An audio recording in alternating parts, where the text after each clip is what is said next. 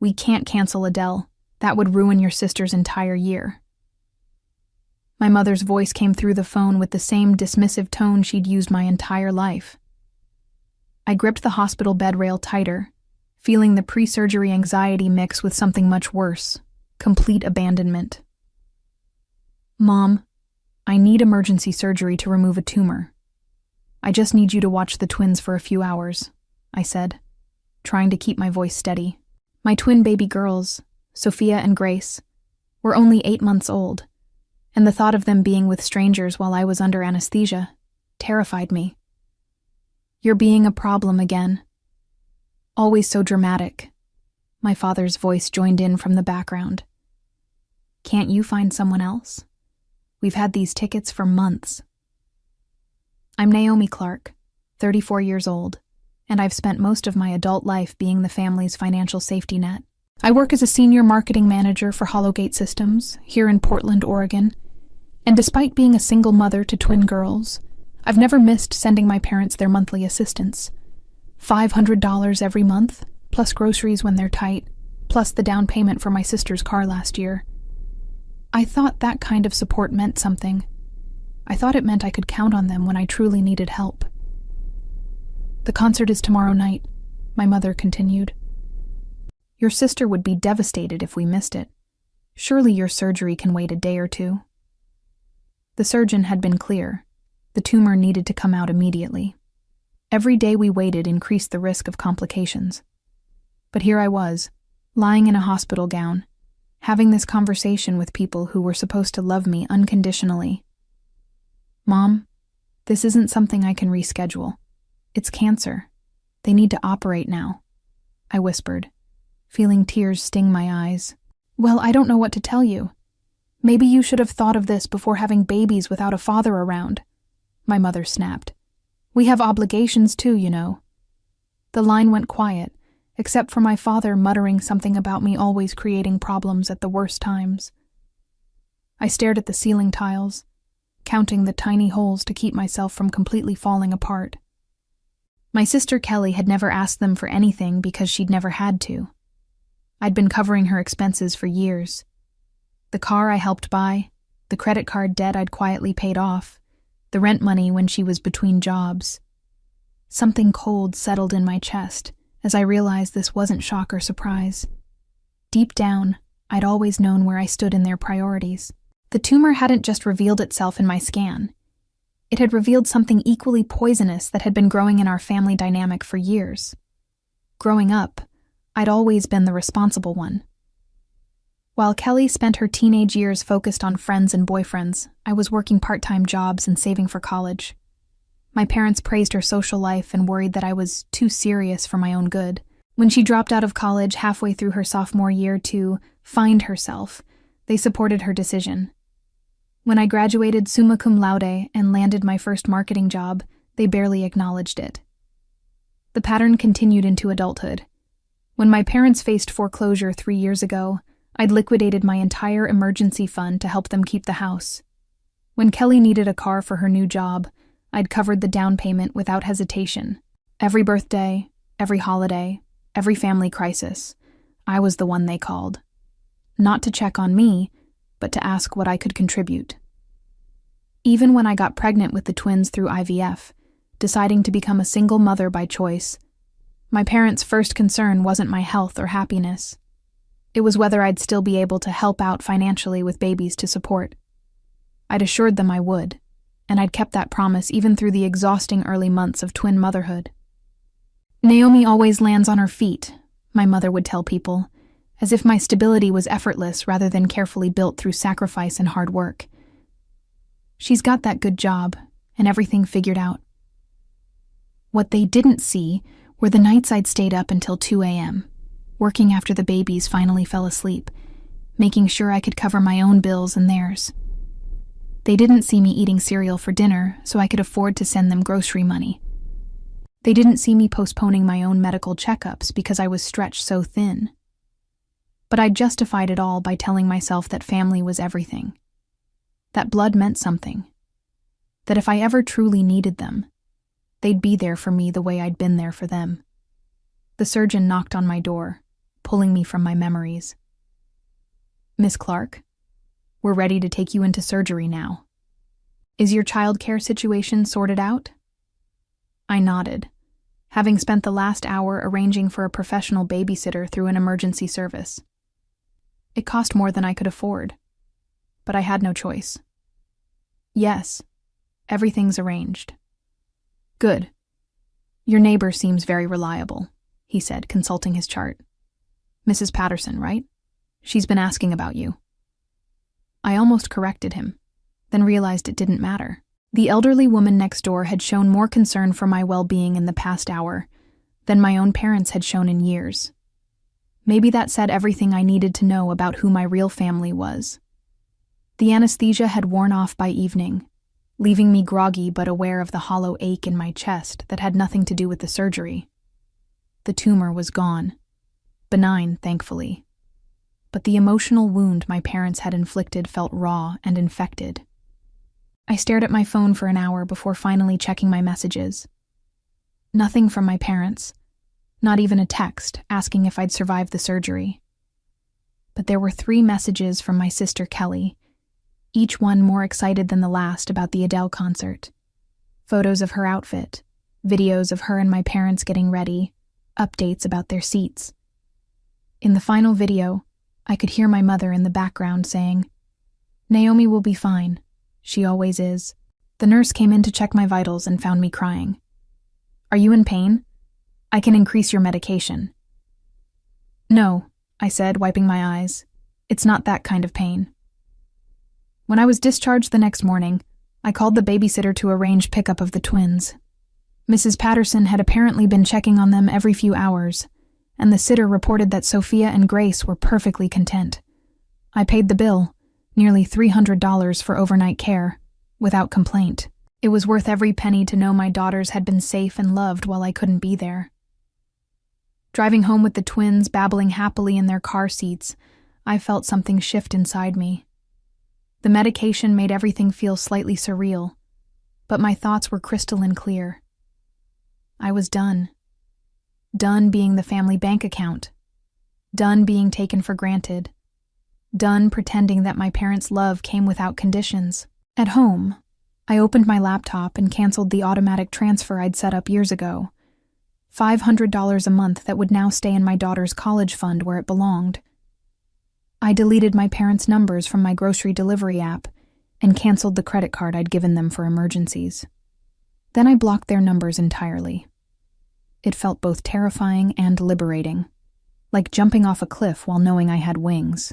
The twins needed their afternoon nap, and as I settled them in their cribs, Grace reached up and touched my face with her tiny hand. Sophia gave me one of her gummy smiles that never failed to melt my heart. These 2 perfect little humans were my priority now. Not parents who couldn't be bothered to call after my surgery. Not a sister who took my generosity for granted. I'd spent years believing that love meant constant giving, constant availability, constant sacrifice. But watching my daughters sleep peacefully, I realized I'd been modeling the wrong lesson. Love was supposed to be reciprocal. Love was supposed to show up when it mattered most. My phone buzzed with a text from an unknown number. Probably my parents trying to reach me from Kelly's phone. I turned the phone face down and went to make myself a proper dinner for the first time in months. 3 days passed in blissful silence.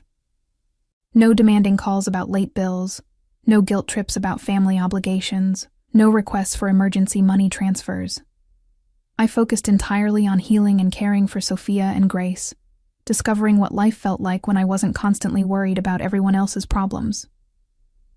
On Thursday evening, as I was giving the twins their baths, someone pounded on my apartment door with the kind of urgency that suggested an emergency. My heart rate spiked as I quickly wrapped both babies in towels and carried them to the living room. Through the peephole, I saw Kelly standing in the hallway, her face red and tear-streaked. She was alone, which surprised me. Usually when there was family drama, my parents sent her as their messenger while they maintained their dignity in the background. "Naomi, I know you're in there," she called out. "Please, we need to talk. Something terrible has happened." I considered ignoring her, But Sophia started crying at the loud noise, and I didn't want to upset the babies. I cracked the door open, keeping the chain lock engaged. "What do you want, Kelly?" "Can I come in, please? I've been calling and texting for 2 days. Mom and Dad are freaking out because you're not responding." "I'm not available to them anymore," I said calmly. "Or to you, for that matter." Her eyes widened with what appeared to be genuine confusion. "What do you mean?" "Naomi, this is serious. Dad lost his job yesterday. They're going to lose the house." I felt a flicker of the old panic, the immediate urge to ask how much they needed and how quickly I could transfer it. But I pushed that feeling down and studied my sister's face more carefully. She looked genuinely distressed, but there was something else there. Something that reminded me of the way she used to look when she wanted to borrow my car or needed me to cover for her with our parents. "That's unfortunate," I said finally, "but it's not my problem." "Not your problem? Naomi, you've been helping them for years. They're counting on you. We all are. Were you counting on me when I needed surgery and they chose a concert instead?" Kelly's expression shifted, and I could see her trying to formulate an explanation that would make her parents' behavior seem reasonable. "That was different. They had those tickets for months and your surgery turned out fine anyway. You're being dramatic about this." The word dramatic hit me like a physical blow. It was the same word my father had used, the same dismissive attitude that had characterized my entire relationship with my family.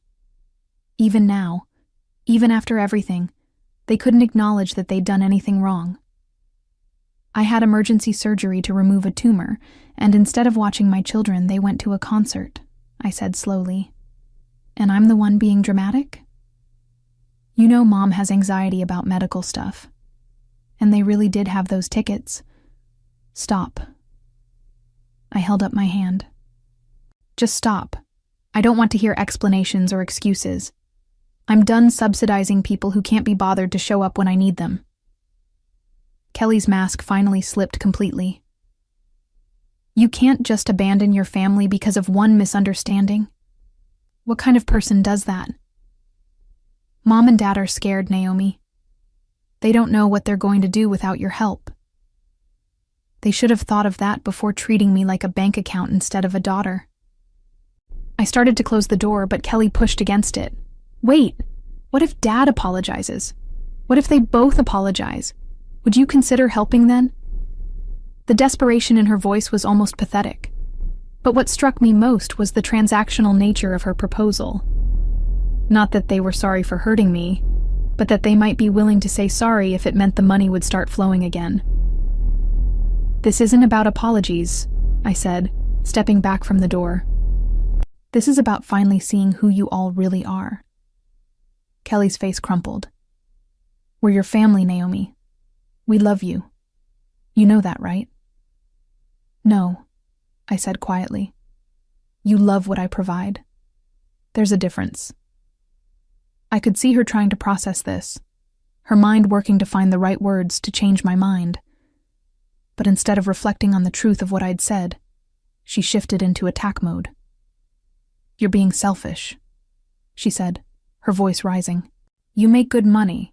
You don't have a husband to support, and you've always been fine taking care of everyone. Why are you changing the rules now?"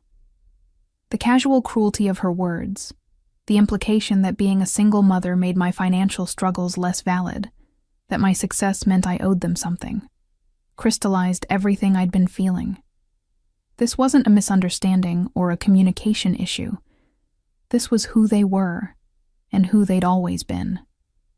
"I'm changing the rules because I finally realized I've been playing a rigged game," I said. "And I'm done losing."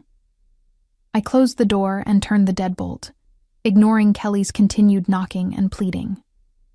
Grace had started crying again, disturbed by the loud voices, and I focused on comforting her while Sophia babbled contentedly in my arms. After about 10 minutes, the knocking stopped, and I heard Kelly's car start in the parking lot. I felt strangely hollow, like I'd just performed surgery on myself and removed something that had been poisoning me for years. My phone rang immediately, a number I didn't recognize. I let it go to voicemail and played the message back while preparing the twins' dinner. "Naomi, this is your mother." Her voice was strained, more formal than usual. "Kelly told us about your conversation. We need to discuss this situation like adults. Please call me back immediately." The tone was all wrong. No acknowledgement of my surgery, no concern for my well-being, just irritation that I wasn't falling in line. I deleted the message and blocked that number too. Over the next few days, they tried everything. Calls from different numbers, emails to my work account, even a card in the mail from my father with a formal, stilted apology that read like it had been written by committee. But nothing addressed the fundamental issue. They still saw me as a resource to be managed rather than a person to be loved. The most telling attempt came when Kelly showed up at my office building during lunch. Security called to ask if I wanted to meet with her in the lobby, and I could see her through the window, pacing and checking her phone. She looked tired and stressed, probably because she was dealing with the full weight of our parents' expectations for the first time in her life. I told security I wasn't available, and watched from my office window as Kelly finally gave up and drove away. It should have felt satisfying, but instead, I just felt sad. Sad for the family relationships I'd thought we had. Sad for the years I'd wasted trying to earn love that was never really available. And sad for my daughters who would grow up without grandparents because those grandparents had chosen pride over connection. But beneath the sadness was something stronger. Relief. For the first time in my adult life, I was making decisions based solely on what was best for me and my children. The financial pressure was still there, but it was honest pressure. The normal challenge of supporting my own family, rather than 3 families on one income. 2 weeks after Kelly's office ambush, I was settling into my new reality. The twins were thriving, my recovery was progressing well, and I'd even managed to start putting money aside for the first time in years. Without the constant drain of supporting my parents, I could afford things like organic baby food and a better childcare arrangement that didn't leave me scrambling every time they got sick. I was giving Sophia and Grace their evening bath when I heard the familiar sound of a car door slamming in the parking lot, followed by heavy footsteps on the stairs. My apartment was on the 2nd floor, and the footsteps stopped right outside my door. The knock was different this time. Not Kelly's desperate pounding, but a slow, deliberate rap that somehow managed to convey authority and entitlement. I dried my hands on a towel and looked through the peephole. My father stood in the hallway, wearing his best jacket and holding his hat in his hands like a character from an old movie. Behind him, partially hidden in the shadows, was my mother. She looked smaller than I remembered, her shoulders hunched with what could have been shame or simply fatigue. I stood there for a long moment, watching them through the peephole. My father shifted his weight from foot to foot and checked his watch. My mother whispered something to him, and he shook his head tersely. They looked like people waiting for a job interview they weren't sure they wanted.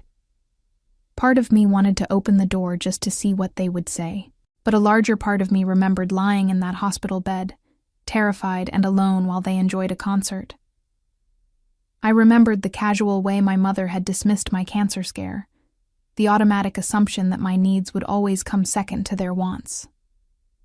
The twins were splashing happily in their bath, completely oblivious to the drama playing out in the hallway. I looked at their innocent faces and made a decision that felt both easy and final. I walked away from the door. They knocked again, more insistently this time. Then I heard my father's voice, muffled, but clear enough to understand. "Naomi, we know you're in there. We can hear the babies. We just want to talk." Then my mother's voice, higher and more strained. "Please, honey. We're your parents. We love you." I almost laughed at the timing of that declaration. Where was that love when I needed emergency surgery? Where was it during all the years I'd sacrificed my own financial security for theirs? Love shouldn't have to be declared during a crisis. It should be demonstrated consistently through actions.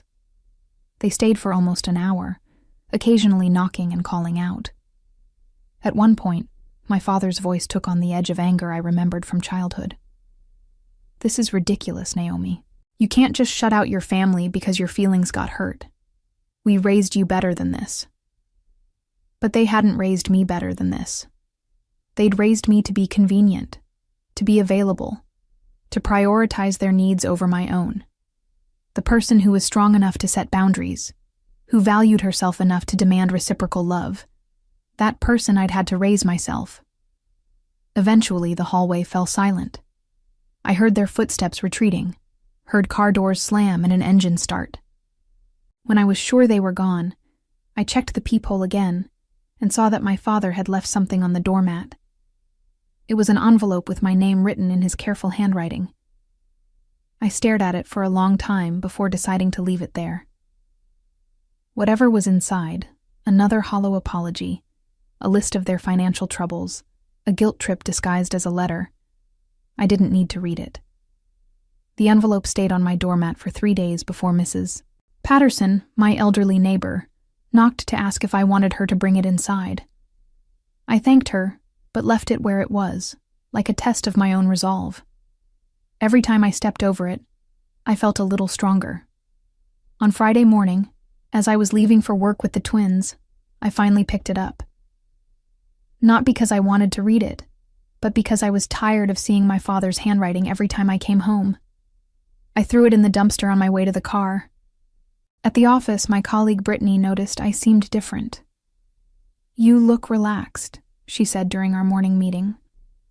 Like genuinely relaxed. "What's your secret?" I almost told her about cutting off my family, but something held me back. It still felt too fresh, too raw to share with anyone who might try to convince me to reconcile. Instead, I just smiled and said I'd been sleeping better. The truth was, I had been sleeping better. For the first time in years, I wasn't lying awake worrying about whether my parents could make their mortgage payment or whether Kelly needed money for car repairs. My stress dreams had shifted from financial catastrophes to normal working mother anxieties. Daycare germs, project deadlines, the twins' sleep schedules. That afternoon, I got a call from an unknown number with a local area code. My first instinct was to ignore it, assuming it was another attempt by my family to reach me. But something made me answer. "Miss Clark? This is Janet from Meridian Bank. I'm calling about the account ending in 4782. There's been some unusual activity, and we wanted to verify." I interrupted her. "I'm sorry, but I don't have an account with that number. The account is listed under Thomas Clark and Margaret Clark, but you're listed as an authorized user and emergency contact." My parents' account. The one I'd removed myself from years ago, or so I thought. "I need to be removed from that account immediately," I told Janet. "I'm no longer associated with those account holders in any capacity." "Of course, Miss Clark. I can process that removal right away. But I should let you know, the account is significantly overdrawn, and there have been several returned payment attempts this week. As the emergency contact, you would normally be notified. I don't want to be notified about anything related to that account," I said firmly. "Please remove all my information and don't contact me again about their financial situation." After I hung up, I sat in my office chair feeling oddly detached from the news. A few months ago, hearing that my parents were in financial trouble would have sent me into immediate crisis mode.